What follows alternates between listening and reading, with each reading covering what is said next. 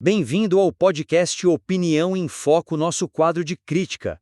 Hoje a gente analisa o relatório gerencial de outubro de 2025 do fundo imobiliário SPX Real Estate Multiestratégia, o SPX11. E olha, já começando, é preciso dizer que o documento é um exemplo de transparência, né?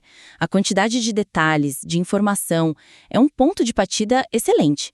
Nossa análise hoje não é sobre o que falta, mas sobre como a gente pode organizar e apresentar essa riqueza de dados para contar uma história mais poderosa para o cotista. Exato, o foco aqui é refinar a comunicação. É transformar o que já é um bom relatório informativo numa ferramenta de engajamento, sabe? De fortalecimento da tese do fundo. Então, vamos lá, vamos mergulhar no nosso primeiro ponto. Vamos lá.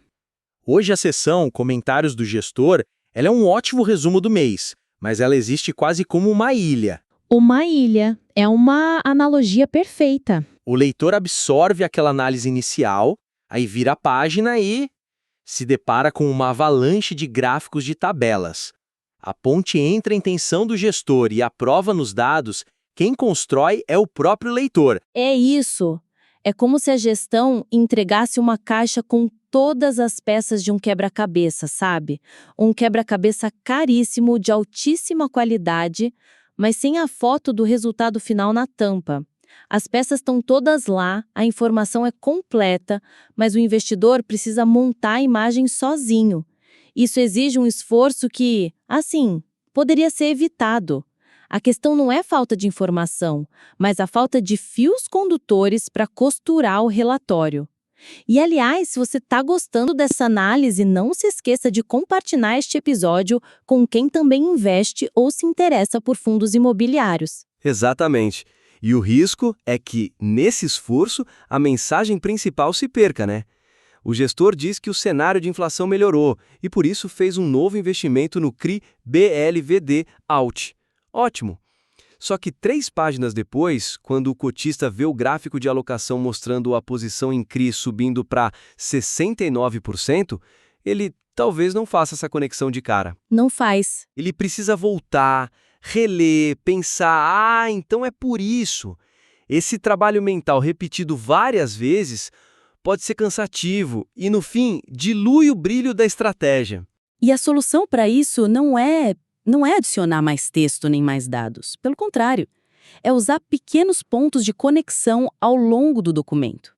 A sugestão é, entrelaçar a narrativa no tecido do relatório. Em vez de um blocão de texto no início, pense em pequenas pílulas de estratégia distribuídas nos lugares certos. Perfeito. Vamos para exemplos práticos, que fica mais fácil. Naquele gráfico de alocação de ativos, o que mostra um aumento da posição em CRIs, por que não adicionar um pequeno box de texto, algo com o título Nossa Estratégia em Ação, e dentro uma frase simples: o aumento da alocação em CRIs reflete nossa decisão de empregar o caixa em operações de crédito estruturado, aproveitando o cenário para travar taxas atrativas. Pronto, conectou o dado à estratégia. E para você não perder nenhuma análise como esta, siga o podcast Opinião em Foco na sua plataforma de áudio preferida. Isso muda tudo. Transforma um gráfico que era estático numa prova viva da tese. Outro exemplo, a menção ao novo investimento de 13 milhões no CRI BLVD Alt. Lá nos comentários do gestor, podia ter uma nota tipo: veja os detalhes e a nossa tese para este ativo na página 11. Boa! E aí, na página 11, ao detalhar o CRI, um destaque. Esse investimento é um exemplo prático da nossa aposta no segmento residencial em localizações premium que a gente acredita ser mais resiliente. E essa lógica pode ser o grande diferencial. Um último exemplo nesse ponto. O relatório diz que 93% da carteira de CRIs tem foco em risco residencial. É um dado poderoso, mas que está um pouco perdido ali no meio. Sim, tá solto. Imagina criar um box de destaque na seção do portfólio mesmo, com o título Por que apostamos no risco residencial? E ali, em 2 ou 3 tópicos, a gestão explicaria a convicção: maior resiliência, pulverização de risco. Pronto, a alocação deixa de ser só um número e vira uma filosofia de investimento clara para o cotista. Exato, o objetivo é guiar a leitura, é segurar na mão do investidor e mostrar não só os dados, mas o porquê por trás de cada um deles. E essa costura narrativa, ela nos leva direto para o nosso segundo ponto, que é uma consequência natural dessa discussão toda. Vamos a ele. A apresentação do portfólio de CRIs, embora completa, poderia ser mais estratégica e menos enciclopédica, sabe? Para destacar os diferenciais e a gestão de risco. Atualmente, o relatório se assemelha a uma lista telefônica de CRIs. É extremamente transparente, o que é ótimo, mas também é um pouco intimidador. Página após página, uma lista de ativos. Verdade é a curadoria do gestor. Ele não quer só saber o que o fundo tem, mas por que ele tem e como essas peças se encaixam. A fraqueza do formato atual é a falta de hierarquia. Se esta análise está sendo útil para você, que tal deixar uma curtida? Ajuda muito o nosso trabalho a alcançar mais pessoas. Precisamente. Um ativo como um CRI Liberato, que é 6,3% do patrimônio, ou seja, um pilar da carteira, ele tem o mesmo destaque visual que o CRI Doppio com seu 0,6%. Para o leitor desatento, eles parecem ter a mesma importância. Isso cria uma falsa equivalência e obriga o investidor a fazer esse trabalho de investigação para descobrir o que é relevante de verdade. E a gestão precisa ser um guia, não um arquivista. Exato! Então, a sugestão central aqui é criar camadas de leitura, apresentar somários estratégicos, visões temáticas, antes de mergulhar na lista completa. A ideia é contar a história da carteira de crédito em capítulos e não entregar o livro inteiro de uma vez. E se você quer receber mais conteúdo sobre o mercado financeiro e FIIs, não deixe de seguir o podcast Opinião em Foco. Uma ideia bem concreta para isso seria começar a sessão do portfólio com uma tabela, talvez chamada Os 5 Pilares da Nossa Carteira de CRI. E nela, você não lista só o nome e a porcentagem, você adiciona uma coluna, Nossa Tese de Investimento, em 2 linhas. Adorei! Para o CRI Liberato, por exemplo, operação com devedor de alta qualidade, num setor resiliente, com garantias robustas que nos trazem conforto. Isso imediatamente eleva o nível da discussão. Gosto muito disso. E essa abordagem pode ir além.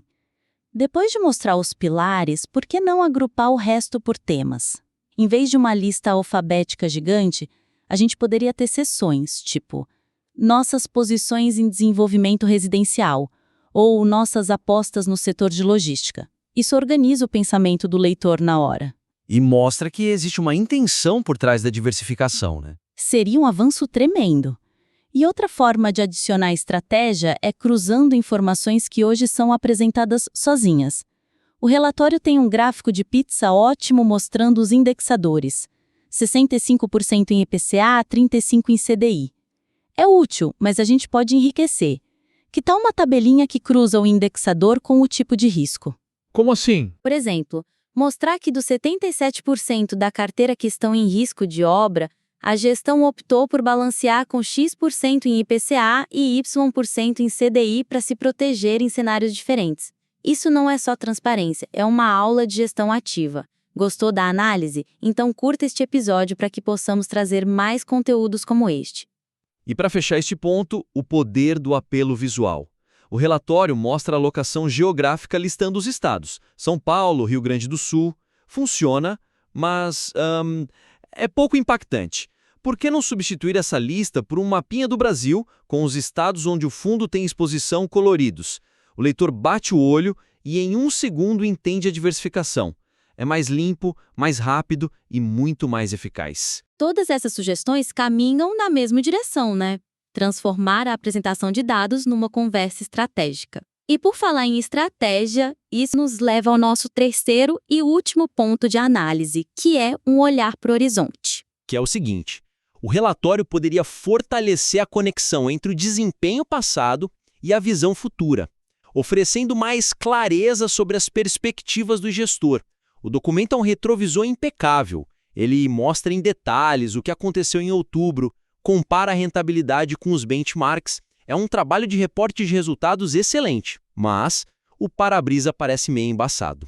Essa é a sensação. O leitor termina a leitura sabendo tudo sobre o passado recente do fundo, mas muito pouco sobre o que a gestão está pensando para o futuro. A única pista que ele tem é a frase de que 100% do caixa está comprometido. E isso levanta a pergunta na cabeça do cotista, né? Inevitavelmente, ok, o dinheiro acabou. E agora? Qual é o plano? O trabalho do gestor terminou ou está só começando uma nova fase? E essa falta de visão para frente pode gerar uma ansiedade desnecessária. E veja bem, não se trata de pedir ao gestor para fazer previsão ou promessa de rentabilidade. Ninguém quer uma bola de cristal. O que o investidor busca é alinhamento. Ele quer entender o raciocínio do gestor, a filosofia dele, para onde a bússola está apontando. Ser sócio de um fundo é ser sócio de uma estratégia, e essa estratégia precisa ser comunicada. Sua opinião é importante para nós. Deixe um comentário dizendo o que achou desta análise. Exato. Comunicar a visão de futuro é um ato de transparência que gera confiança. E a sugestão aqui é bem simples, na verdade. Adicionar uma pequena seção no final dos comentários do gestor, talvez com o título Perspectivas ou Nossa Visão para o Próximo Trimestre. 1 ou 2 parágrafos que compartilhem o foco da gestão. E o conteúdo dessa sessão pode ser bem direto. Por exemplo, um parágrafo sobre a visão estratégica geral. Com a fase de alocação de caixa concluída, nosso foco nos próximos meses se desloca para o acompanhamento rigoroso do cronograma das obras e para a gestão ativa do portfólio. Continuamos monitorando a curva de juros para identificar oportunidades de reciclagem de capital. Perfeito. Isso já diz muito. Mostra que o trabalho não acabou, ele só mudou de natureza. Exatamente. E essa mesma lógica se aplica a um tema super sensível para o cotista, que são os dividendos. O relatório apresenta com orgulho o dividend yield de 16,4% ao ano, que é espetacular, mas investidor experiente sempre se pergunta: isso é sustentável? Sempre. É a primeira pergunta. E a gestão pode responder isso de forma proativa. Depois de apresentar o número, bastaria adicionar uma frase para calibrar as expectativas. Algo como: dada a estrutura da nossa carteira de CRIs, trabalhamos com a perspectiva de manter um patamar de distribuição consistente nos próximos trimestres, sempre atentos às variações macroeconômicas. Não é uma promessa, é um direcionamento. Exato! É a gestão dizendo: estamos pensando nisso e a nossa estrutura nos dá conforto. Isso vale ouro para o investidor. No fim das contas, essas 3 grandes sugestões, elas se conectam. Trata-se de evoluir de um relatório que só mostra para um relatório que conversa.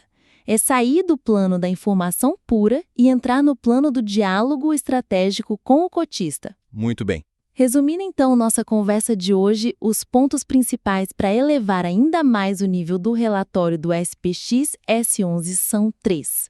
O primeiro, tecer uma narrativa mais forte ao longo do documento, conectando a estratégia do gestor aos dados em cada gráfico e tabela. Segundo, repensar a apresentação do portfólio de CRIs. É abandonar a abordagem de lista enciclopédica e adotar uma visão de curadoria estratégica. Isso significa criar hierarquias, com resumos como uma tabela de top 5 posições, e usar elementos visuais mais inteligentes como mapas. E, por fim, o terceiro ponto, fortalecer a comunicação da visão de futuro. Adicionar uma pequena seção de perspectivas para compartilhar o foco da gestão para os próximos meses, tanto em termos de estratégia quanto de sustentabilidade dos rendimentos. E as sugestões práticas são relativamente simples de implementar, né? Anotações em gráficos, tabelas resumo, um parágrafo final sobre a visão do gestor. São pequenas mudanças com um potencial enorme de transformar a experiência do leitor e a percepção de valor da gestão. O trabalho já é excelente em transparência, mas com esses ajustes pode virar referência no mercado. Com certeza. E seria fantástico receber uma versão atualizada desse material aqui no futuro para a gente ver a evolução. A base é extremamente sólida. Agora, a gente quer ouvir você. Deixe nos comentários qual o fundo imobiliário você gostaria que a gente analisasse no próximo quadro. Muito obrigado pela sua companhia, um grande abraço e até a próxima!